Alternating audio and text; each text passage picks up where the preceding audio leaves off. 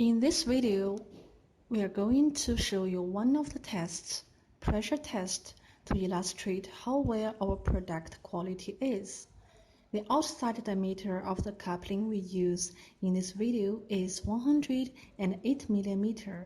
Increase pressure from 2 MPa to 3.8 MPa. We can see the repair coupling works normally, no drop of water coming out.